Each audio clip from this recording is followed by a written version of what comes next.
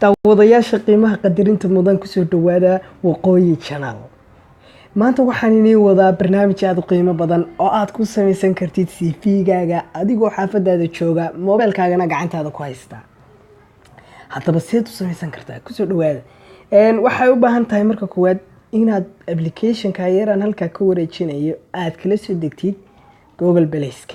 adoo ku qoraya resume building. Resume iyo CV waa isku mid. Arday badan baa waxay weydiiyeen resume iyo CV maxaa u dhaxeeya. Marka resume iyo CV waa isku mid. Application-ka yar markaad kala soo degtid markuu ku soo dego wad galaysaa. Hadda anu waxaan sameynaynaa inaanu guda galno baahalkeenan CV-geeni.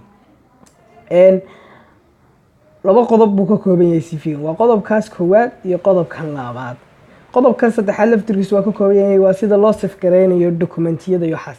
qodobka koowaad aan u galo qodobka koowaad waxa weeye information-kii. Haddii ahaato personal information-kii waa phone-kaagi, number-kaagi, magacaagi, profession-kaani, number-kaagi, place-ka tagtid, gmail-kaagi, xilligaad dhalatay, magaalada ku dhalatay iyo single inaad tahay. Arday badan halka waxay u qaataan inay tahay status-kii, laakiin waa single-kii iyo marriage baa tahay iyo nationalism-kaagi. objectivity waxa weeyaan waa ulajeedkaad u qoraysid. Waxaan u rabaa inaan codsado shaqada iyo shaqadaas.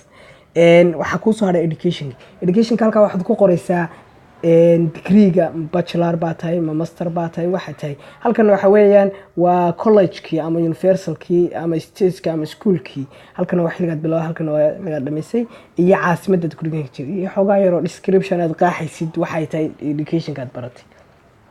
experience-ki khibradii aad lahayd. khibradaadu maxay ahayd? khibradaydu position-kaaga baa marka hore qoraysaa.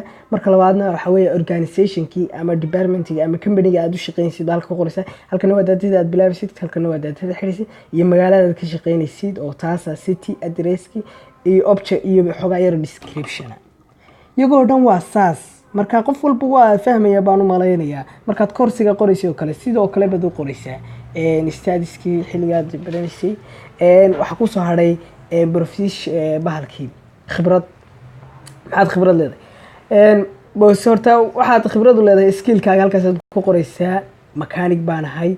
see ku ahay mechanic very good. halkan aad ku qoraysaa excellent oo ah 100% waan ahay. halkan xariiqdan waa jeedinaysaa. sababta xaqiiqdan hadhow bay ku saacidaysaa markaad resume-ka aan u galno halka aad information ba bixin. hobby-yaaski iyo waxyaalihi aad ku haminaysay language-kaagi sidoo kale waa isku mid. Spanish very good baan ku ahay. small iyo calaamada yar aad jeedinaysid inta ay waxa haray revision-ki. revision-ku waxa weeyaan qofkii xogtaadan aad qoraysid qofkii loo soo tixraaci lahaa.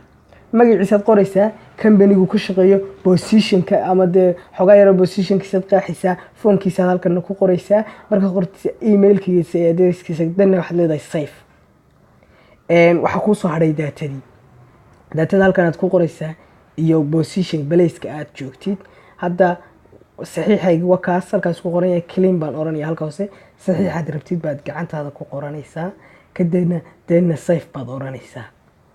waanu ka baxaynaa. qaybta labaad baynu hadhay. qaybta labaad oo aad baaxad weyn baynu galaynaa.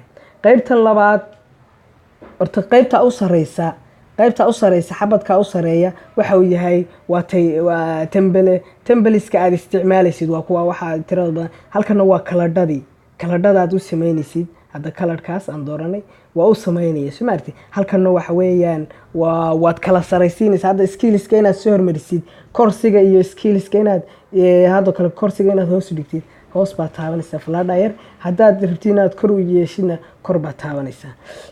waa saas. kuwana waxa weeyaan iyagoo dhan waa bahalkii isaga ku sabsan yahay. laakiin waxa inooga filan ka template-ka baa inaga wada filan. template-kaas waxaan sameynaynaa kaad adiga kaa qanciyaad saas aad u eegaysaa. waa template-yo iska diyaarsan oo adiga ku saacidaya waxaas oo dhan. waa template-yo iska diyaarsan. wakaa xogtaada halka kugu soo daabacayo. template waxaas oo dhan waa 150 template. adiga 150 waa mid kaa qancinaya oo ku jiraan kuwa hore una haraadin. kaas hadda save gareynayna. waynu ka baxaynaa meesha oo dhan waynu ka baxaynaa. markaynu ka baxno qaybta saddexaad baan daleegaynaa. qaybta saddexaad baynu ku dhufanaynaa. qaybta saddexaad waxa weeyaan resume-ka u save gareysan kartaa. haddaynu qaybta labaad ku soo laabano resume-ka halkan hoose waxa ku qoran iyadoo weynaysiinaysa soo maarta xogtaadi. qaybtaas hadda falaadha yar kaaga muuqato oo halkan hoose ah iyo qaybtan oo iyaduna ah ii sheeg qaybtaasaan ka save garaynayna.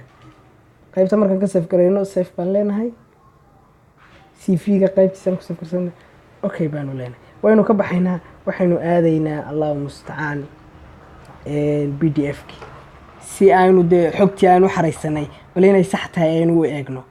hadda resume-keeni baan raadinaa, waxaan oo dhan waa kuwa aan sameeyey, laakiin resume-keeni waa inaan ka gaar noqdaa, waa mid cusub.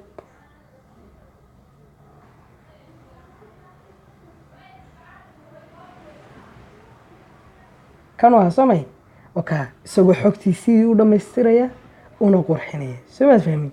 marka wakaas fadlan kusoo dhawaada mar labaad iyo mar saddexaad baa Waqooyi Channel. waxyaalo aad u muhiimsan oo aan hadda baaritaan ku sameynayno oo aan rabno inaan la wadaagno waa jiraan. marka adiguna subscribe ka, like iyo share ka fadlan nagu caawiya si aan xog aad u qiimo badan